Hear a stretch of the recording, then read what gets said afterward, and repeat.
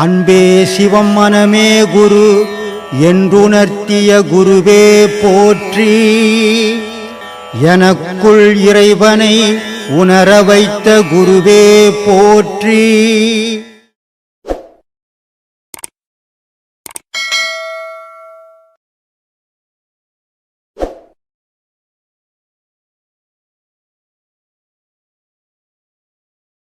தெய்வ வடிவங்கள் இப்படித்தான் என்பதற்கு ஏதாவது காரணம் இருக்குதா சாமி? ஏன்னா ஒவ்வொருத்தரும் ஒவ்வொரு பிள்ளையார் ஒரு மாதிரியும், முருகன் ஒரு மாதிரி, சரஸ்வதி இந்த மாதிரி உருவ அமைப்புகள் வித்தியாசப்படுது.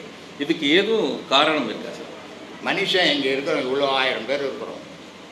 மனுஷன் புலி பார்த்தீங்கன்னா 100 புலி இருந்தாலும் ஒரே மாதிரி தான் இருக்கும் இல்லை? சிங்கம் பார்த்தீங்கன்னா 100 சிங்கம் இருந்தாலும் ஒரே மாதிரி தான் இருக்கும். ஆனால் மனுஷன் ஏன் இத்தனை விதமாக இருக்கிறான்? ஏன் சாமி? காரணம் என்ன சொல்லுங்க சாமி. அவரோட ஊழ்வினை பயனுக்கு ஏற்ற மாதிரி அவனுக்கு உருவ அமைப்பு. மற்றதுக்கெல்லாம் ஊழ்வினை பயன் இல்லை. அணில் பார்த்தீங்கன்னா 100 அணில் இருந்தால் கூட ஒரே மாதிரி தான் இருக்கும். இல்லை சாமி, ஒருத்தர் கை கால் இல்லாமல் பிறகுதா, ஒருத்தர் அசிங்கமாக செய்த பாவம் அது இருக்கட்டும். உருவங்கள் எத்தனை எதுக்கு இத்தனைன்னு சொன்னீங்களே, வழிபாடுகள். மனிதனுக்கு இத்தனை உருவங்கள் இருக்குது தெய்வ நிலையில். இப்போ உனக்கு என்ன இருக்குது, மொத்தமாக ஒரு உருவம் மாதிரி செய்து வச்சா நீ எதுக்கு யூஸ் ஆக? எதுக்காவது யூஸ் ஆகும்? 2 கால் வேணும், 2 கை வேணும், இல்லை 2 கண்ணு வேணும், 2 காது வேணும். இது எல்லாம் இருந்தால் தோற்றத்து மனுஷன். உள்ளுக்குள்ள தச வாயுக்கள் ஏங்குது, அது அடையாளம் கிடையாது. அது ஏங்கலைன்னா நீ இரும்ப முடியாது, அது ஏங்கலைன்னா நீ சாப்பிட முடியாது, அது ஏங்கலைன்னா மலம் போகாது, அது ஏங்கலைன்னா யூரின் போகாது. அப்போது இத்தனை செயலுக்கும் இத்தனை இதுக்கும் இந்த இது கடவுள்னு வகுத்து வச்சு இல்லையா? டிரான்ஸ்ஃபார்மர் மாதிரி இது மின்சாரம் தயாராகிற இடம் மாதிரி தலை. மின்சாரம் தயார் பண்ணி ஊரெல்லாம் போகிற மாதிரி உடல் இல்லையா? அதனால் சொன்னான் எஞ்சான் உடம்புக்கு தலை சிரசே படுதானம். அங்கிருந்து தான் எல்லாத்துக்கும் சப்ளை ஆகுது இல்லையா? அதனால் அந்த எல்லாம் இயங்கணும்னா அவசியம் தெய்வங்கள் தேவை. அதனால் இத்தனை தெய்வத்தை பிரித்து வச்சுக்கிறோம். ஒன்று முட்டாள்தனமாக இல்லை, அறிவுபூர்வமாக வச்சுக்கிறோம். நமக்கு தெரியாதால அதெல்லாம் முட்டாள்தனம்னு சொல்லிக்கிறோம். ஆதியில் இருந்த மகான்கள் தான் பிழப்புக்காக இந்த உலகத்துக்கு வரல, இந்த உலக மக்கள் நலனுக்காக அவங்க வந்தாங்க. அதனால் அவங்க எல்லா விஷயத்தையும் இந்த உலகத்துக்கு கொடுத்துருக்குறாங்க. ஆனால் இந்த மனுஷன் பகட்டு வாழ்க்கையில் வாழாதால உண்மை புரிய மாட்டேங்குது, தீமையை ஈஸியாக எடுத்துக்கிறான். அதனால் இவனுக்கு உண்மை புரியல. தெய்வ இயக்கம் வயிறுன்னு ஒன்று இருக்குது. இது எதுக்கு நல்லா ஒரு பை மாதிரி வச்சுட்டான்னா ஏதாவது சாப்பிட்ட பையில் போய் நின்றுக்குமே, ஜீரணமாகுமா? அப்போ இதை அரைச்சி இதுலேருந்து காற்றை உருவாக்குறதுக்கு பேர் மகாவிஷ்ணுன்னு வச்சுக்கணும். இந்த உடலுக்கு எவ்வளோ உஷ்ணம் தேவை, அந்த உஷ்ணத்தை கொடுக்கறதுக்கு குண்டலி சக்தி அம்பாளுன்னு பேர். இந்த உடல் மொத்த தசநாடிகளும் இயங்கிறதுக்கு ஓசையும் வர்றதுக்கு சிவம் நாதன் பேர். அப்போ இத்தனை பொருளும் இருந்தால் தானே ஏற்கும். அதே மாதிரி இத்தனை தெய்வம் இருந்தால் தானே ஏற்கும். மூடத்தனமாக எதுவுமே இல்லாத ஒன்றுமே இல்லாத போய் கும்பிட்டு எத்த கும்பிட்டு முன்னேறதுன்னு 2 விஷயங்கள். நிறைய பணங்கன்னு நான் பிச்சைக்காரனை இருந்துட்டு நிறைய பணங்கன்னு சேர்ந்த கார் பங்களாலாம் வாங்கிட்டேன்னா அது ஒரு முன்னேற்றம் இல்லை? அது உலக முன்னேற்றம். நான் இருந்த முட்டாள்தனத்தெல்லாம் இழந்து நான் அறிவாளியாக நின்னேன்னா அது ஒரு முன்னேற்றம் இல்லையா? இந்த ஆன்மீகம்ன்றது முட்டாள்தனத்தை இழந்து அறிவாளிதனத்தை கொள்வது ஆன்மீகம். அது முன்னேறுது. கொஞ்சம் அப்படியே ஐயாவோட அவர் எந்தெந்த பொருளுங்களை தொட்டாரோ அது எனக்கு தூக்கமே வரல கொஞ்ச காலமாக. நம்ம குருவோட பிராணன் பட்ட பொருளெல்லாம் நமக்கு பார்க்கறதுக்கு காட்சிப்படுத்தணுமே அப்படின்ட்டு ஃபஸ்ட்டு அந்த குழந்தை பச்சை மண் ஒரு கோயிலாண்ட உக்காந்து அது ஒரு தொடக்க புள்ளி ஆரம்பிச்சிருக்கு. எல்லாரையும் பார்த்து ஏங்கியிருக்கு. ஸ்கூல் போகிறவங்கள, ட்ரெஸ் பண்ணுறவங்கள, சாப்பிட்றவங்கள, ஜாலியாக விளையாடுறவங்கள பார்த்து ஏங்கியிருக்கு. அப்புறம் கேள்வியும் வந்திருக்கு. அந்த கோயிலெல்லாம் இப்போ இருந்தால் கூட அதையும் ஒரு ஃபோட்டோ எடுக்கணும்.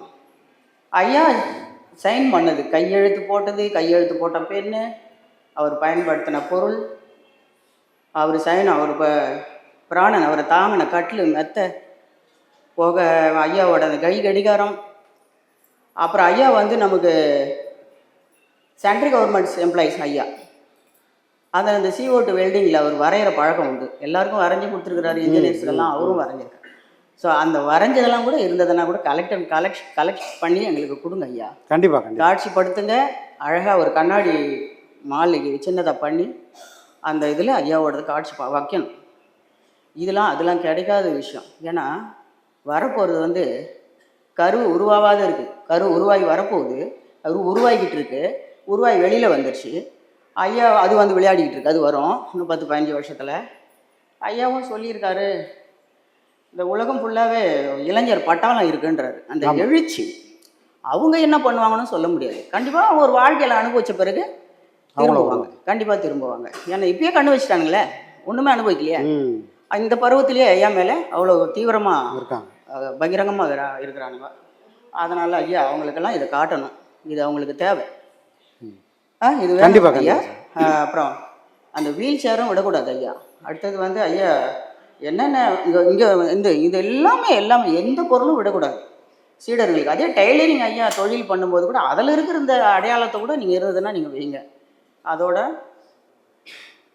சின்ன குழந்தையா இருந்தீங்க ஐயா, ஆன்மீகத்தில் கடன் வாங்கினார். மாதம் ஆனால் வட்டிக்கு வாங்கணும், வட்டி கொடுக்கணும், வட்டி கட்டிட்டு வட்டிக்கு வாங்கணும் பண்ணுவார். உபதேசம் கொடுப்பாரு. அது சொல்கிறது ஸ்பீச் பண்ணணும், இதெல்லாம் பண்ணணும். உபதேசம் கொடுக்குறவங்களுக்கு பசியை தீர்த்து அனுப்பணும். ஒரு 100 சீடர்கள் வந்த பிறகு கூட கொஞ்சம் வசதியாக நம்மக்கிட்ட ஒரு 20-30 போடுங்கப்பா அப்படின்னா கூட ஒரு 5000 ரூபாய் கலெக்ஷன். ஒரு 150னா கூட 5000, 2000, 3000 வரும். அதெல்லாம் அவர் கண்டுக்கவே இல்லையே. கடன் வாங்குறத தான் அது யோசிக்கிறாரு. அது வாங்கணும், செய்யணும். அங்கே குழந்தை இருக்குது, பிள்ளைங்க இருக்குது, மனைவி இருக்குது, சில வேலைகள் இருக்குது. அதெல்லாம் அவர் கவனிக்கவே இல்லை போல. அதனால் ஐயா வந்து அதெல்லாம் பண்ணியிருக்காரு. இப்படி பண்ணிக்கிட்டு இருக்கும்போது அந்த வேலையை செஞ்சுக்கிட்டு இருக்கும்போது பாருங்கள், பேசும்போதே மறந்துட்டேன். நீங்கள் குழந்தைங்களா இருந்தீங்க, அப்படியே போய்கிட்டு இருந்துச்சு. அவரே பார்த்தாரு. கடைசியாக இடையில வந்து நீங்கள் இப்போ எந்த பருவத்தில் இருந்தீங்களோ தெரியாது, தேனில் வேற மொழி இருக்காரு. எப்படி மொழிகிட்டாரு? நல்லா மொழிகிட்டாரு. உயிரோட கலந்த மனைவி, உயிரில் மேலான குழந்தைங்க நீங்கள், இதை விட ஒரு இன்பமே உலகத்தில் இல்லை அப்படின்னு சொல்லுவார். ஆனால் அதை விட இன்பத்தில் ஐயா கரைஞ்சி இருந்திருக்கிறாரு. அதில் தோஞ்சிட்டாரு, நல்லா இதாகிட்டாரு. அப்போ 1 மாதம் 2 மாதம் வேலைக்கு போனதும் இல்லை. இப்படியும் இருந்திருக்கிறாரு. இறைவனோட ஆனந்தம், பரமானந்தம், பேரானந்தத்தில் இருந்திருக்கிறாரு. என்னடா உலகம் இதோ இருக்கடா அப்படின்ட்டு ஜாலியாக நல்லா இருந்திருக்கிறாரு, உலகத்தை மறந்து. அப்படிலாம் இருந்து கடிச்சு பிடிச்சி இவ்வளோ கஷ்டத்துலேயும் ஒரு வீட்டை கட்டியிருக்காரு. அந்த வீட்டோட ஃபோட்டோவும் வேணும். அது எனக்காக விற்றுருக்காரு, உங்களுக்கு வைக்கலையே, எனக்காக விற்றுருக்காரு ஐயா. இவங்க ஒவ்வொருத்தருக்கும் விற்றுருக்காரு. உலகத்தில் இருக்கிற அத்தனை ஆத்மாக்களுக்கும் விற்றுருக்கிறாரு. அந்த 3 அடுக்கு மாடி ஒன்று. இந்த பசங்க பொண்ணு குழந்தை ஒன்று இருக்குது. அதுங்க பசங்க சின்ன பசங்க, ஆம்பளை பசங்க இருக்குது. எத்தனை தான் மகானாக இருந்தாலும் அதுங்களுக்குன்னு ஒரு நிழல் வேணுமே, அவங்க எப்படி வாழ்வாங்க அப்படின்றதெல்லாம் மறந்துட்டு அவ்வளோ ஐயா வந்து சாமர்த்தியமாக அதை சேல்ஸ் பண்ணி கொண்டாந்து இங்கே போட்டுக்கிறாரு ஐயா. எங்களுக்கு அந்த ஃபோட்டோலாம் வேணும். அந்த வீட்டெல்லாம் நாங்கள் எங்களுக்காக விற்ற வீட்டை நாங்கள் பார்க்கணும். ஆமாம் ஐயா, அதெல்லாம் எனக்கு தோணுது ஐயா. ரொம்ப சிரமமாக இருக்குது மனசுக்குள்ளே. இப்படி ஒரு வாழ்க்கை வாழ்வாங்களா? பாரத நாட்டில் எத்தனை மகான்கள் தோன்றலை, என்னென்ன பண்ணலை, எழுதி வச்சுங்களே கூட நிலம் அப்படி இருந்திருக்கலாம். ஆனால் அவங்களுக்கு உதவி இருக்குது. அந்த உதவியை கூட ஐயா எந்த அளவுக்குலாம் கொண்டாந்துருக்கிறாரு அப்படின்றத, எவ்வளோ பாடுபட்டிருக்காரு. எத்தனை நாள் தூங்காமல் இருந்திருப்பாரு, எத்தனை நாள் சாப்பாடு லேட்டாக சாப்பிட்ருப்பாரு, எத்தனை நாள் தூங்கி டக்குன்னு பாதி நைட்டில் கூட முழிச்சுக்கிட்டு கஷ்டப்பட்டிருப்பாரு அப்படின்றது ஏதோ பெரிய சேத்திரம். அது மாதிரி பண்ணியிருக்கிறாரு ஐயா. அதோட கடைசியாக ஸ்பீச் பண்ணி எங்களுக்கு ஐயா கிட்ட வாங்கி கொடுத்துட்டாரு முக்கியமான விஷயத்தெல்லாம். அந்த புண்ணியத்தை இவர் தான். ஆமாம் ஐயா, நாங்கள் எல்லாம் அவரால் எதை மறைச்சி வச்சிருந்தாரு வாங்கிட்டாரு. அது அவர் மூலியமாக தான் எல்லாருக்கும் தெரியப்படுத்தணும். அவருக்கு அதுவும் வாண்டடாக வர வச்சு சொன்னார் கடைசியாக அந்த காட்சி. அதுதான் கேலண்டரில் போட்டோம். அதையும் ஒரு அம்மா மெயினூட்டாக வச்சு பண்ணி, இது நம்ம ஐயா சொன்ன சிவ நடனம், சக்தி நடனம் இல்லையா அது. அப்போ எந்த அளவுக்கு மனசில் சொன்ன விஷயங்களை பதிவு பண்ணி வச்சுக்கிறாங்க பாருங்கள். ஒரு கேலண்டர். ஆனால் நம்ம யோசனை பண்ணி தான் அதை போட்டோம். பார்க்குறவங்களுக்கும் அதே யோசனை வந்து பாருங்கள். அப்போ நம்ம மனம் எல்லாமே அவர் சொன்னதை அப்படியே உள்ளே வாங்கி வச்சிருக்கு. ஆமாம் ஐயா, கிடைக்குமா ஐயா? அதான் ஏன்னா சாதாரண விஷயமாவே இல்லை அது. அதோட ஐயா, இந்த இறைவனோட கலந்து எந்த நேரமும் ஆனந்த வைபவத்தோடு இருக்கிற சித்தர்களை கொண்டாந்து நிறுத்திட்டாரு. அப்படிங்களா? 18 சித்தர்களை கொண்டாந்து நிறுத்திட்டாரு. என்ன இருக்கு கடவுள்னா என்னன்ற விவரமா கொடுத்தவங்கள விவரம் கொடுத்தவங்களே நிறுத்திட்டாரு. அதே மாதிரி இறைவனோட உறவாடுற மகான்களை கொண்டாந்து நிறுத்திட்டாரு. கூட அவரும் உக்காண்டாரு, ஐயா உட்காண்டாரு. மொத்தம் ஒன்றா சேர்ந்துருச்சு. இப்போ ஒன்றா சேரும்போது 1000 மடங்கு பலம் வாய்ந்த இடமா ஆயிடுச்சு. இது பயங்கர சக்தி வாய்ந்த இடம் ஆயிடுச்சு. அதனால் இதெல்லாம் சாதாரணமாக விடுற மாதிரி இல்லை. இதை மெருகேற்றிக்கிட்டு தான் போகணும்.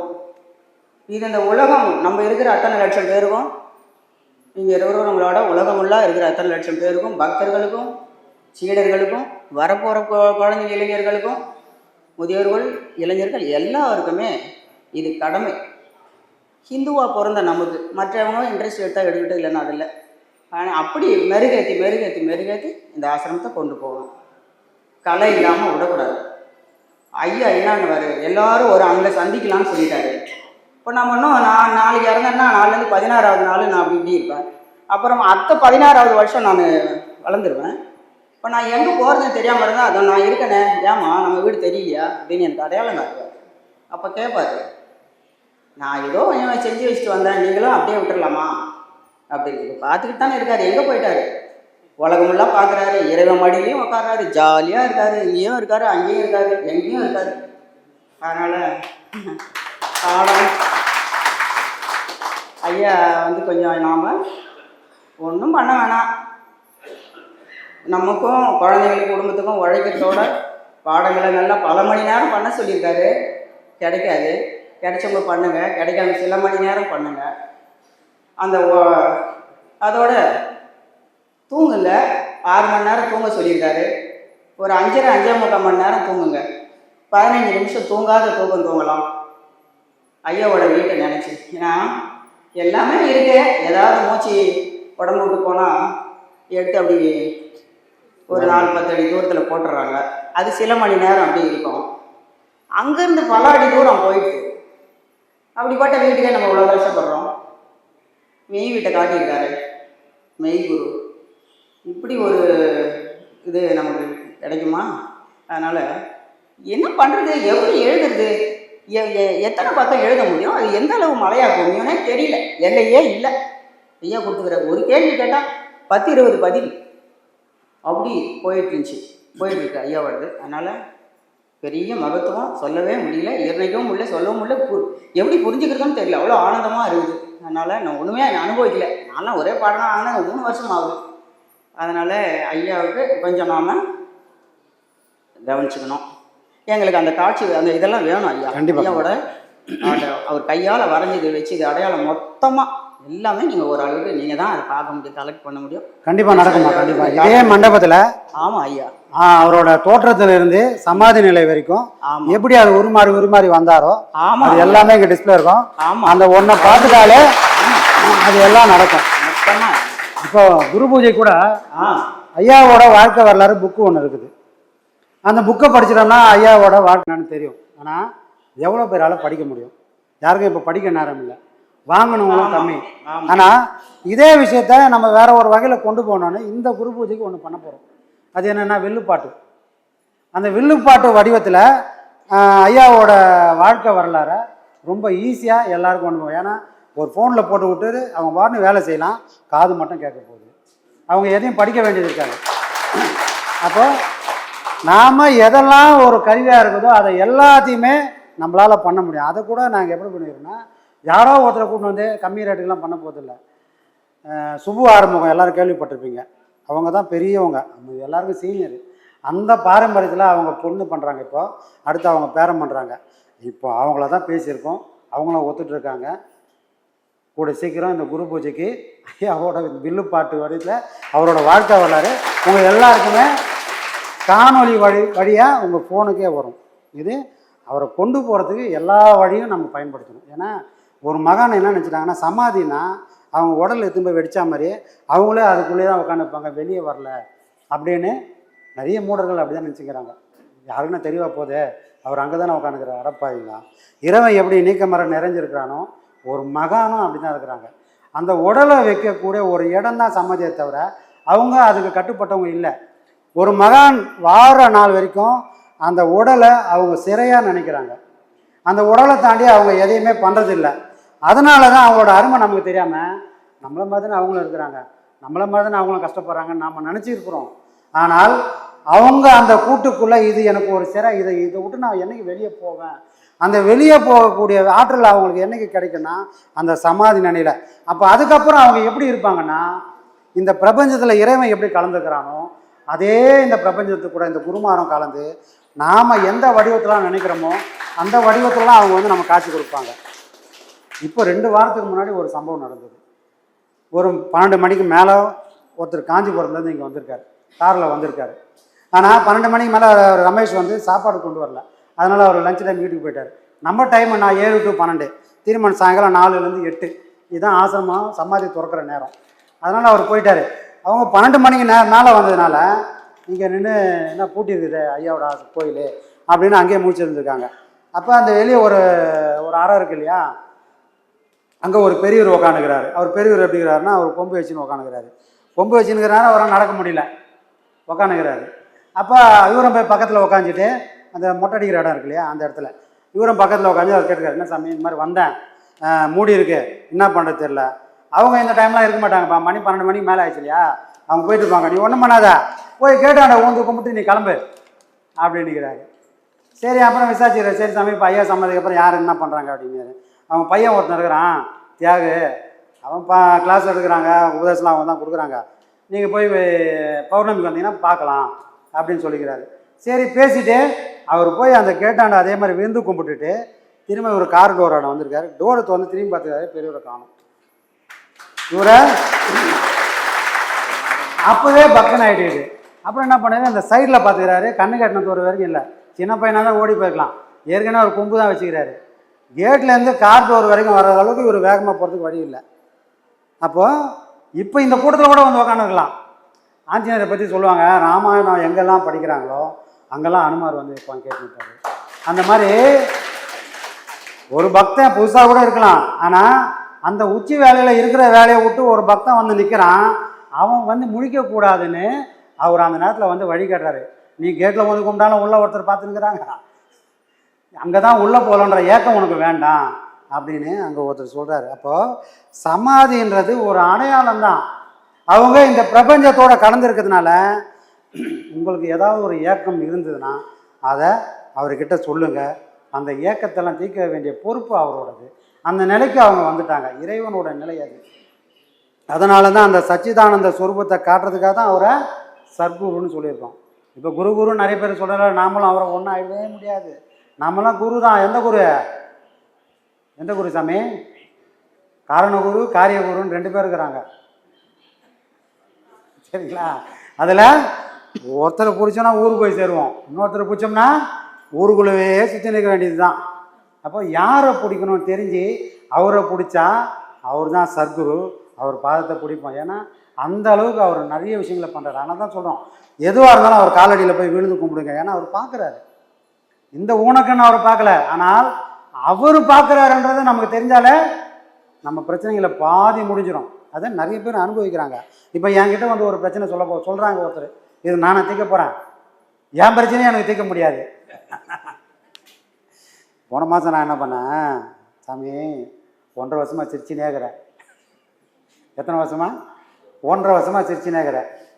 நீ இன்றைக்கி கோவப்பட்டால் நல்லாயிருக்கும், ஏன்னா நீ கோவப்பட்டால் என்ன ஆகுன்றதை நான் கூட வந்து பார்த்துருக்குறேன், உன் கோவம் என்னெல்லாம் பண்ணன்றதையும் நான் பார்த்துருக்கேன். அதனால் சிரிச்சதெல்லாம் போதும், இன்றைக்கி ஒரு நாள் கோவப்பட்டுரு அப்படின்னு போன மாதம் சொல்லிட்டு வந்தேன்.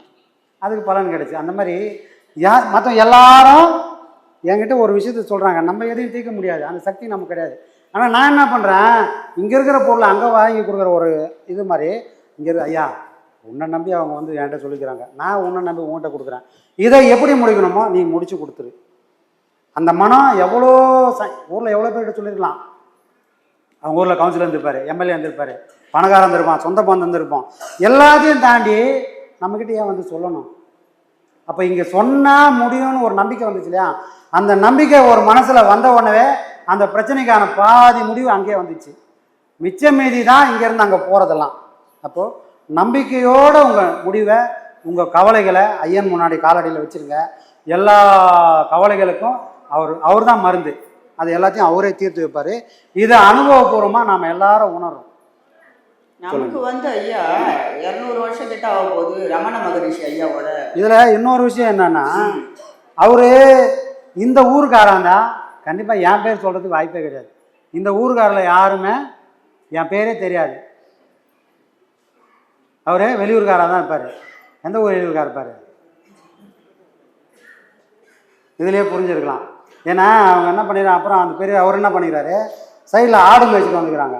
இல்லைம்மா இங்கே ஒரு பெரியவர் உட்காந்துருந்தாரு, திடீர்னு பார்த்தா காணோம். சரி அப்படியா, யார் அவர் எப்படி இருப்பார் கேட்டாங்க. இவர் சொன்னாங்க அங்கே அடையாளத்தெல்லாம் கேள்விப்பட்டேன். நீ சொன்ன அங்கே இந்த ஊரில் ஒருத்தர் கூட இல்லை,